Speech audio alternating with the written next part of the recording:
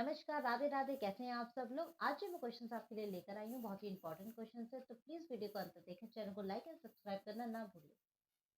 Marasmus में प्रमुख रूप से किस पोषक तत्व की कमी होती है? बी ऊर्जा। बी ऊर्जा। ओरल पोलियो वैक्सीन किस प्रकार की वैक्सीन है? A live attenuated. A live attenuated. Tetralogy of Fallot से ग्रसित बच्चे का हृदय किस आकार का होता है? ट्रेटोलॉजी ऑफ फेलॉट से ग्रसित बच्चे का हृदय किस आकार का होता है? B boot shape. B boot shape. किस एज का बच्चा एक पैर पर खड़ा हो सकता है? किस एज का बच्चा एक पैर पर खड़ा हो सकता है? सी 36 महीने का यानी 3 साल का बच्चा। निम्नलिखित में से कौन सा मानव शरीर में पाए जाने वाला प्रमुख इम्यूनोग्लोबुलिन नहीं है? सी आईजीसी। सी आईजीसी। पेंटावैलेंट टीके की कुल कितनी डोज लगाई जाती है? पेंटावैलेंट टीके की कुल कितनी डोज लगाई जाती है? सी 3 डोज। पहली 6 सप्ताह पर, दूसरी 10 सप्ताह पर और तीसरी 14 सप्ताह पर। डीपीटी की फर्स्ट बूस्टर डोज कब दी जाती है? डीपीटी की फर्स्ट बूस्टर डोज कब दी जाती है? सी 16 से 24 महीने पर। सी 16 से 24 महीने पर। निम्नलिखित में से नवजात मृत्यु का सबसे प्रमुख कारण क्या है? निम्नलिखित में से नवजात मृत्यु का सबसे प्रमुख कारण क्या है? D septicaemia. D septicaemia. गर्भवती महिला में दिए जाने वाले टीडी के 2 टीकों के मध्य समय अंतराल कितना होना चाहिए? डी 1 महीने का। डी 1 महीने का। पेंटावेलेंट के 2 टीकों के मध्य अंतराल कितना होना चाहिए? पेंटावेलेंट के 2 टीकों के मध्य का अंतराल कितना होना चाहिए? सी 4 सप्ताह का। सी 4 सप्ताह का। टीडी का मतलब है टेटनस और डिप्थीरिया। कंबाइंड वैक्सीन है ये। 1-2 वर्ष के बच्चे को ओरल मेडिसिन देते समय नर्स को दवाई कहाँ डालनी चाहिए? बी जीभ की बाई साइड पर, क्योंकि अगर जीभ के पिछले भाग पे डालेंगे तो बच्चे को उल्टी हो सकती है और जीभ के दाहिनी साइड पे डालेंगे तो बच्चे को निगलने में परेशानी हो सकती है। इसलिए इसका आंसर है बी जीभ की बाई साइड पर। बच्चों में सबसे कॉमन इंट्रा एब्डोमिनल ट्यूमर कौन सा है? बच्चों में सबसे कॉमन इंट्रा एब्डोमिनल ट्यूमर कौन सा है? ए विल्म्स ट्यूमर। ए विल्म्स ट्यूमर।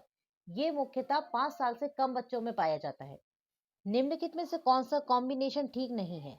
ए DPT IM route. B hepatitis B IM route. C measles rubella SC route या डी बीसीजी आईएम रूट। इसका आंसर है D BCG IM route. BCG का टीका आमतौर पर इंट्राडर्मल लगाया जाता है, ना कि आईएम रूट। कार्डियोपल्मोनरी रिसिसिटेशन के दौरान यानी सीपीआर के दौरान बच्चे को कौन सी पोजीशन में रखना चाहिए? Supine position with slightly extension of neck.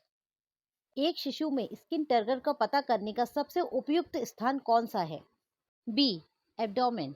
B abdomen पेट। निम्नलिखित में से कौन सा मिल्क बेबी को अधिक सेटिस्फाई करता है? निम्नलिखित में से कौन सा मिल्क बेबी को अधिक सेटिस्फाई करता है? Hind milk. D Hind milk. बच्चों में प्रोटीन ऊर्जा कुपोषण यानी कि पीईएम का प्रथम सूचक क्या होता है?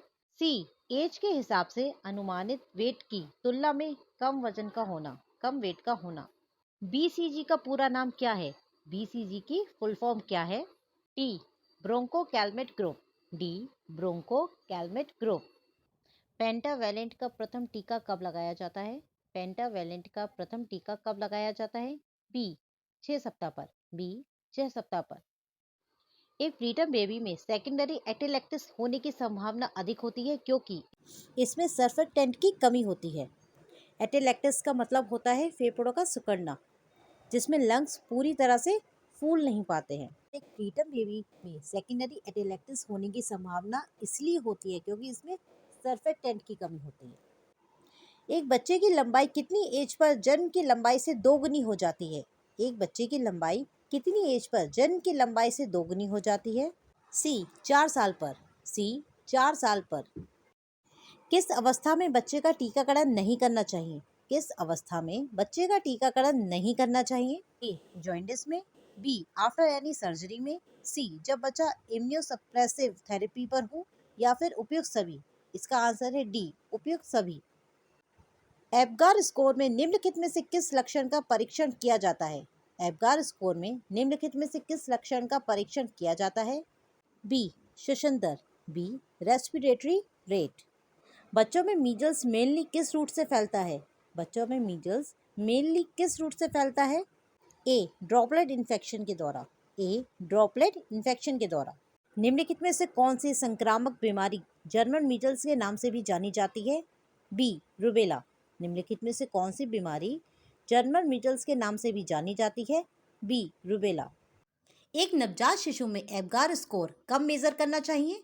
ए जन्म के 1 मिनट बाद और फिर 5 मिनट बाद, जन्म के 1 मिनट बाद और फिर 5 मिनट बाद। प्रसव के बाद 3 दिनों तक माँ के स्तनों से निकलने वाला दूध क्या कहलाता है?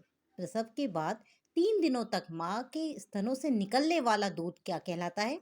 सी कोलेस्ट्रम, सी कोलेस्ट्रम। एंटी सोशल बिहेवियर, जिसमें कोई बच्चा जानबूझकर गैर कानूनी कार्यों में लिप्त रहता है। इसका आंसर है डी जुवेनाइल डेलिक्वेंसी, जुवेनाइल डेलिक्वेंसी। हीमोफीलिया मुख्यतः किसमें पाया जाता है? हीमोफीलिया मुख्यतः किसमें पाया जाता है? ए नर में, यानी कि पुरुषों में। हीमोफीलिया मुख्यतः पुरुषों में पाया जाता है। एक बच्चे में सबसे पहले कौन से दांत उगते हैं? इसका आंसर है A lower central incisor, A lower central incisor. आशा करती हूँ जो मैंने आपको क्वेश्चंस बताए हैं आपके काम आएंगे, आने वाले पेपरों के लिए यूजफुल साबित होंगे। तो प्लीज़ वीडियो को लाइक शेयर सब्सक्राइब करना ना भूलें। Thank you.